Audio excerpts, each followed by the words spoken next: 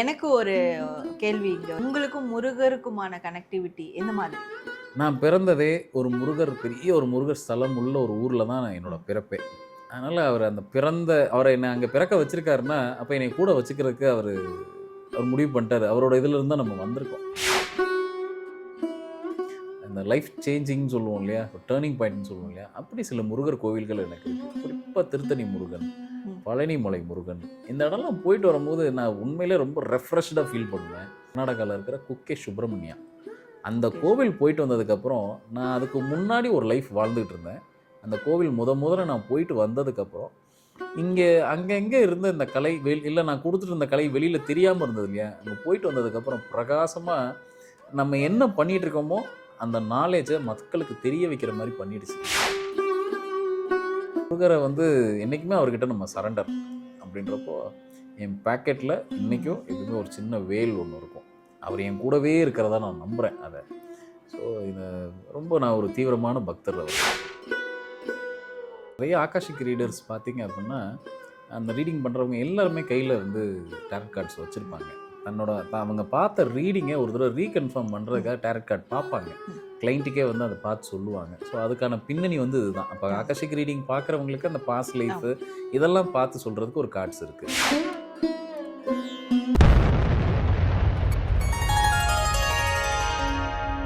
வணக்கம் சாரா மேடம். வணக்கம் welcome. Sir. நம்மளோட ஸ்ரீ மகாசினிபிடி சேனலுக்கு உங்களை வெல்கம் பண்ணுறேன்.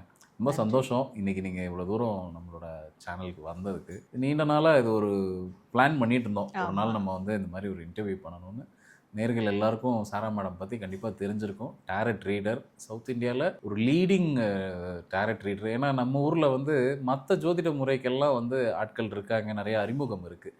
இந்த டாரட் முறையை ஒரு பெரிய அளவில் இது ஒரு ஹிடன் டாப்பிக்காக தான் இருந்தது. நிறைய பேருக்கு வெளியில் தெரியாமல் இருந்தது. அது மேடம் வந்ததுக்கப்புறம் நிறைய அதை பற்றி இப்போ ஒரு அவேர்னஸ் வந்திருக்கு. இதில் நிறைய தீர்வுகள் எடுக்கலான்ற ஒரு நம்பிக்கை வந்திருக்கு. ஸோ அதுக்கு முதல்ல உங்களுக்கு நன்றி.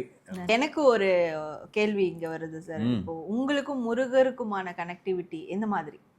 நான் சொன்ன மாதிரி தான், நம்ம அவரை தொடாமல் நம்மளாம் யாருமே இல்ல பர்சனலா உங்களுக்கும் முருகருக்கும் உள்ள கனெக்டிவிட்டி. நான் பிறந்ததே ஒரு பெரிய ஒரு முருகர் ஸ்தலம் உள்ள ஒரு ஊரில் தான் என்னோட பிறப்பே.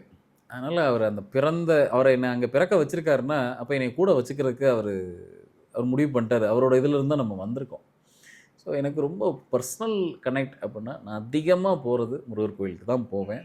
தினசரி என்னோடய பிரார்த்தனைகள் அவர் முழுசாக நிறைஞ்சிருக்காரு. நான் எப்படி நம்புகிறேன்னா, நீங்கள் சொன்ன மாதிரி நம்ம ஜீனுக்குள்ளே அவர் இருக்கார். நம்மளோட ஜீனில் அவர் இருக்கார். அப்போ நான் ஒரு பலன் சொல்கிறேன், ஒரு பிரசன்னத்தில் ஒரு பலன் சொல்கிறேன்னா நான் சொல்லலை, அவர் என் தோளில் உட்காந்து அந்த பலனை சொல்கிறாருன்றதான் நான் நம்புகிறேன். இன்னொன்று, சிலதெல்லாம் எனக்கு எதாவது ஸ்ட்ரக் ஆகி நின்றுச்சு, என்ன ஒரு கலையில் ஒரு கட்டத்துக்கு மேலே போக முடியல அப்படின்னா, அவர்கிட்ட போயிட்டு வந்ததுக்கப்புறம் எந்த கோவிலுக்கு போயிட்டு வந்தாலும் என் லைஃப்பை மாற்றி பிரட்டி போட்டதுக்கு சில கோவில்கள் இருக்குது. அந்த லைஃப் சேஞ்சிங்னு சொல்லுவோம் இல்லையா? ஒரு டர்னிங் பாயிண்ட்னு சொல்லுவோம் இல்லையா? அப்படி சில முருகர் கோவில்கள் எனக்கு இருக்குது. குறிப்பாக திருத்தணி முருகன், ம். பழனிமலை முருகன். இந்த இடம்லாம் போயிட்டு வரும்போது நான் உண்மையிலே ரொம்ப ரெஃப்ரெஷ்டாக ஃபீல் பண்ணுவேன். என் லைஃப்பை நிறைய மாற்றி விட்டுருக்குன்றதை நான் நம்புகிறேன். குறிப்பாக இந்த கலையில். அதில் ரொம்ப முக்கியமாக நான் சொல்லணும்னா, கர்நாடகாவில் இருக்கிற குக்கே சுப்பிரமணியா. அந்த ஓகே. கோவில் போயிட்டு வந்ததுக்கப்புறம், நான் அதுக்கு முன்னாடி ஒரு லைஃப் வாழ்ந்துகிட்டு இருந்தேன். அந்த கோவில் முதல்ல நான் போயிட்டு வந்ததுக்கப்புறம், அங்கங்க இருந்த இந்த கலை இல்ல நான் கொடுத்துட்டு இருந்த கலை வெளியில் தெரியாமல் இருந்தது இல்லையா? அங்கே போயிட்டு வந்ததுக்கப்புறம் பிரகாசமாக நம்ம என்ன பண்ணிட்டு இருக்கோமோ, அந்த நாலேஜை மக்களுக்கு தெரிய வைக்கிற மாதிரி பண்ணிடுச்சு. ம், ம். ஸோ முருகரை என்றைக்குமே அவர்கிட்ட நம்ம சரண்டர் அப்படின்றப்போ, என் பாக்கெட்டில் இன்றைக்கும் எப்பவுமே ஒரு சின்ன வேல் ஒன்று இருக்கும். அவர் என் கூடவே இருக்கிறதா நான் நம்புகிறேன் அதை. ஸோ நான் ஒரு தீவிரமான பக்தர் அவருக்கு. ஒரு தோழனா பாக்குறீங்களா, இல்ல அண்ணனா பாக்குறீங்களா, இல்ல ஒரு தெய்வமா, அப்பாவா, அம்மாவா, எப்படி பாக்குறீங்க? அது அது ஒரு எல்லா question எனக்கு இருக்கு. விதமாகவும் பார்க்கறதுக்காக தான் நமக்கு தெய்வமாக இருக்கார் அவர். இல்ல என்ன பொறுத்த வரைக்கும் ஒரு மனுஷங்களும் முருகரை எப்படி பாக்குறாங்க, அது ஒரு கியூரியாசிட்டி எனக்கு இருக்கும். அதை கேட்கணும். So, அது உங்கள்ட்ட இருந்து ஆரம்பிக்கிறீங்க, எப்படி பாக்குறீங்க? நான் அவரை தெய்வமாக தான் பார்க்குறேன். எப்படின்னா, நமக்கு முன்னாடி வாழ்ந்த ஒரு பாட்டன். அப்போ அவர்கிட்ட நமக்கு பயம் தேவையில்லை, ஆனால் ம். மரியாதை வேணும். கண்டிப்பா. அவர்கிட்ட நம்ம பயந்துக்கிட்டே போகணுன்றது இல்லை. நம்மளோட விருப்பம் என்னவோ, நம்மளோட தேவை என்னவோ அவர்கிட்ட நம்ம நிச்சயமாக முன் வைக்கலாம். அது மற்ற தெய்வங்கள் இப்போ நம்மளோட தாத்தா கிட்ட போய் நம்ம கேட்கும்போது பாக்கெட்லேருந்து எடுத்து கையில் கொடுத்துருவாரு, நாங்கள் ஆ. வச்சுக்கோங்க அப்படின்ட்டு. அந்த மாதிரி தான் முருகனை நான் பார்க்குறேன். ஸோ அவரை வந்து ஒரு நண்பராக நான் பார்க்கல, பட் ம்ஹ்ம். அவரை ஒரு நல்ல ஒரு என்ன சொல்கிறது, ஒரு தெய்வமாக, எனக்கான ஒரு தெய்வமாக நான் பார்க்குறேன். ஒரு பார்ட்னராக பார்க்கும்போது அவரை வந்து எனக்கு வேறுபடுத்தி பார்க்கவே தோணலை. அவர் எனக்கு உள்ளே தான் இருக்காருன்றதை நான் நம்புகிறேன் டீப்பாக. ஸோ எப்பயுமே ஒரு முருகர் கோயில் போயிட்டு வந்த உடனே ரொம்ப ரெஃப்ரெஷ்டாக ஃபீல் பண்ணுவேன் நான். ரொம்ப ரெஃப்ரெஷ்டாக ஃபீல் பண்ணுவேன். அதுவும் இந்த கலை எனக்கு இன்னும் மேலும் மேலும் வளருதுங்கிறதையும் நான் நல்லா உணர்றேன். ஒரு தடவை போயிட்டு வந்ததுக்கப்புறம் வெளியில் நல்லா நம்ம தெரியிறோம். நம்ம என்ன பண்ணுறோங்கிறது வெளியில் தெரிய வருது. ஒவ்வொரு முறையும் ஒரு முன்னேற்றம் தான். ஸோ அப்படி தான் முருகன் என்னை கைட் பண்ணுறாருன்னு நான் நம்புகிறேன். ஒரு மோஸ்ட் ஆஃப் ஆல் சொல்லாம ஒரு குருவா நீங்க முருகரை வந்து ஆமாம் வழி ஆமாம் அவர் ஃபாலோ குரு தான். பண்றீங்க. அவர் குரு தான். இப்போது நம்ம டேரட் ரீடிங்கில் நிறைய விதமான கார்ட்ஸ், இப்போ நம்ம பார்க்குற இந்த 78 கார்டுகள், ரைடர் வெயிட் கொடுத்த கார்டுகள் இல்லாமல் ஆறா சம்மந்தப்பட்ட கார்ட்ஸ் இருக்குதுன்னு சொல்கிறாங்க. வேறு சில கார்ட்ஸ் டெவலப்மெண்ட் அதில் நடந்திருக்கு அப்படின்னு சொல்கிறாங்க. அதை பற்றி உங்களோட கருத்து என்ன? நீங்களும் அந்த மாதிரி இதெல்லாம் பார்க்குறீங்களா?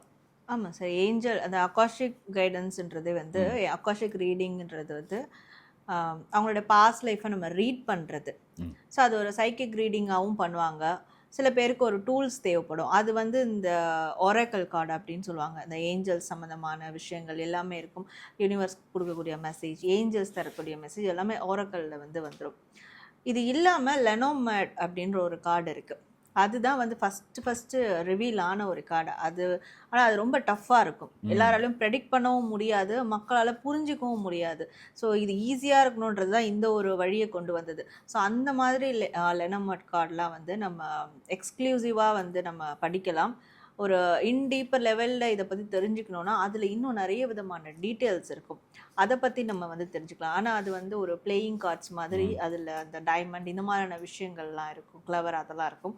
பட் அது இல்லாமல் அதை தாண்டி வேற சில விஷயங்களும் அதுக்குள்ளே வந்து இருக்கும். ஹைலி ஸ்பிரிச்சுவலான சில இந்த எக்ஸாக்டாக சொல்லணும்னா இந்த நெட்ரிகன் ம். சார்ந்த விஷயங்கள், ம். கிரான் சக்ரா சார்ந்த விஷயங்கள், 7 சக்ரா ம். சார்ந்த விஷயங்கள், இதெல்லாம் அதுலலாம் அந்த ஒரு கனெக்டிவிட்டி டச் அதில் இருக்கும்.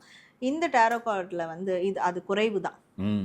பட் அந்த விஷயங்கள் ஆரக்காலாக இருக்கட்டும், அந்த லெனோமார்டாக இருக்கட்டும், அதில் அதெல்லாம் வந்து சார்ந்து இருக்கும். இப்போது நம்ம நிறைய ஆகாஷிக் ரீடர்ஸ் பார்த்தீங்க அப்படின்னா, அந்த ரீடிங் பண்ணுறவங்க எல்லாருமே கையில் வந்து டேரட் கார்ட்ஸ் வச்சுருப்பாங்க. அவங்க பார்த்த ரீடிங்கை ஒரு தடவை ரீகன்ஃபார்ம் பண்ணுறதுக்காக டேரட் கார்டு பார்ப்பாங்க. ம். கிளைண்ட்டுக்கே வந்து அதை பார்த்து சொல்லுவாங்க. ஸோ அதுக்கான பின்னணி வந்து இதுதான். அப்போ ஆகாஷிக் ரீடிங் பார்க்குறவங்களுக்கு அந்த பாஸ்ட் லைஃபு இதெல்லாம் பார்த்து சொல்கிறதுக்கு ஒரு கார்ட்ஸ் இருக்குது. அதே மாதிரி இந்த கார்ட்ஸ் வந்து டேரட் கார்ட்ஸ் வந்து எதை பற்றி பிரதானமாக சொல்லும், இல்லை ரொம்ப துல்லியமாக சொல்லும்? பாஸ்டா, ப்ரெசண்ட்டா, ஃப்யூச்சரா? மூணுத்தையுமே துல்லியமாக சொல்லும். இது வந்து சொல்லாது அப்படின்றதே கிடையாது. 3 காலத்தையும் துல்லியமாக எடுத்து சொல்லிடும். இன்னொன்று இதில் இன்னும் என்ன ஸ்பெஷல்னா பாஸ்ட் லைஃப்பை பற்றி சொல்லும். ம். முற்பிறவில் நம்ம என்ன பண்ணிட்டு இருந்தோம், ம். அதனுடைய பிரதிபலன் இங்கே என்ன நடக்குது, அதை கிளியர் பண்ண இப்போ இங்கே என்ன ம். பண்ணணும், ம். தப்பிக்கிறதுக்கு என்ன பண்ணலாம், இந்த மாதிரியான விஷயங்கள் பாஸ்ட் லைஃப்பை பற்றி இதில் வந்து பார்க்கலாம். அது ம். ரொம்ப ரொம்ப ஸ்பெஷலாக யூனிக்காக இருக்கும். ஆனால் அதற்கான ஒரு டெடிகேஷன் இருக்கணும். ம். இப்போ பாஸ்ட் லைஃப் ரீடிங் என்கிட்ட எடுக்கிறாங்கன்னா அவங்களுக்கு வந்து அவங்களுக்கான ஒரு நாளே ஒதுக்கிடுவேன். அந்த நாளில் எந்த கிளைனும் பார்க்க மாட்டேன். ஏன்னா அந்த ஒரு எனர்ஜி நம்மளுக்கு ரொம்ப அதிகமாக தேவைப்படும். அவங்க அந்த பூர்வ ஜென்மத்துக்குள்ளே நம்ம என்னவோ போய் ம். வாழ்ந்துட்டு வர மாதிரி ம். ஒரு ஃபீல் நம்மளுக்கு உருவாகும். ஸோ அதனால் அந்த மாதிரியான ஒரு விஷயம் நம்ம ரொம்ப எக்ஸ்க்ளூசிவாக பார்க்கலாம். கண்டிப்பாக. இப்போ அதே மாதிரி இப்போ இந்த கார்ட் ரீடிங்லாம் நீங்கள் ஒரு நாளைக்கு எப்படி இதை ஹேண்டில் பண்ணுறீங்க? இல்லை உங்களுக்கு ஏதாவது கொஞ்சம் ஒரு பிரசனம் இல்லை ஒரு டேரட் ரீடிங் பார்த்ததுக்கப்புறம் கொஞ்சம் கேப் எடுத்துகிட்டு அடுத்து பார்க்குறீங்களா? இல்லை கொஞ்சம் கண்டினியூஸாக ஒரு நாளைக்கு ஒரு ஒரு 5 to 6 கிளைண்ட்ஸ் அப்படி தொடர்ந்து பார்க்குற மாதிரி பார்க்குறீங்களா? என்ன மாதிரி நீங்கள் எப்படி ஒரு மெத்தட் ஃபாலோ பண்ணுறீங்க? நான் வந்து எனக்கு இந்த நாளைக்கு இந்த கிளைண்ட்ஸ் பார்க்கணும் அப்படின்றது எனக்கு மார்னிங்கே எனக்கு சொல்லிடும். Very good. இன்னொரு நிறைய விஷயம் என்னென்னா அடிக்கடி நடக்கிற ஒரு விஷயம், நான் ஒருத்தரை பற்றி யோசிப்பேன், ஒரு கிளைண்ட்டை பற்றி யோசிப்பேன். அவங்க கால் பண்ணுவாங்க, ஒரு மணி நேரம் 2 மணி நேரம் கால் பண்ணுவாங்க. மேம் அப்பாயின்மெண்ட் எடுத்திருக்கேன் பார்க்கணும். அவங்கள பற்றி தான் யோசிச்சிருப்பேன். ஸோ அந்த மாதிரி எனக்குள்ளே ஃபீல் ஆகும். இன்றைக்கி இவங்களுக்கு என்ன நடந்தாலும் இவங்களுக்கு பார்த்துக்கணும். 12 மணிக்கெலாம் உட்காந்து பார்த்துருக்கேன், நைட் 12 மணிக்கெலாம் உட்காந்து பார்த்துருக்கேன், 2 மணிக்கு எழுந்து பார்த்துருக்கேன். அவங்களோட டைமிங் நம்மளுக்கு செட் ஆகாது, ஓவர்சீஸ் தாண்டி இருக்கிறதுனால. அப்போது இது வந்து என்னை பொறுத்த வரைக்கும் இந்த டைம் டேபிளே எனக்கு கிடையாது. புரியுது. ஒரு கோவிலுக்கு போவேன், அங்கே உட்காந்து பார்த்துருக்கேன். கரெக்ட். தர்காவுக்கு போவேன், அங்கே உட்காந்து பார்த்துருக்கேன். அந்த ரூமில் உட்காந்து பார்ப்பேன். அவங்களுக்கு பார்க்கணுன்னு சொல்லும், அந்த இடத்துல அவங்களுக்கு பார்க்கணுன்னு சொல்லும். ஸோ அது ஒரு டைம் டேபிளே நான் மட்டும் ஃபிக்ஸ் பண்ணல. பட் ஒரு நாளைக்கு மேக்ஸிமம் 5 பேர், அவ்வளோதான். அதுக்கு மேலே தாண்டக்கூடாது. எனர்ஜி நம்மளுக்கு லோ ஆச்சுன்னா அவங்களுக்கு நம்ம கரெக்டாக சொல்ல முடியாது. கரெக்ட். ஸோ அந்த ரெஸ்ட்ரிக்ஷன் மட்டும் இருக்கும் தவிர்த்து எங்கே வேணாலும் எனக்கு அந்த ஸ்ட்ரைக் ஆச்சுன்னா அவங்களுக்கு பார்த்துருவேன். ஜஸ்ட் இல்லை கார்டல்னா கூட ஒரு ஃபோன்லையாவது அவங்க கிட்ட கான்வர்சேஷன் மேக் பண்ணுவேன். ஸோ அது ரொம்ப அப்போ பேசும்போது தான் தெரியும், மேம் நான் வந்து சூசைட் பண்ணிக்கலான்னு இருக்கிறேன் இந்த நிமிஷம், எனக்கு அப்படி ஒரு தாட் இருக்குது, இப்போ நீங்கள் பேசுனீங்க உயிரோட இருக்கேன், இல்லைன்னா இப்போ என்ன ஆயிருக்குன்னு எனக்கு தெரியாது, இப்படியானதெல்லாம் நடக்கும், இந்த மாதிரி சம்பவம்லாம் நடக்கும். நம்மளோட ஸ்பிரிச்சுவல் எனர்ஜி நம்ம கைடன்ஸ் பண்ணும், அவங்களுக்கு ஒரு தீர்வு கொடுக்கணும் அப்படின்னு சொல்லிட்டு ஸ்பிரிச்சுவல் கைடன்ஸ் பண்ணும். ஸோ அப்படியான ஒரு விஷயம் தான் நீங்கள் சொல்கிறீங்க.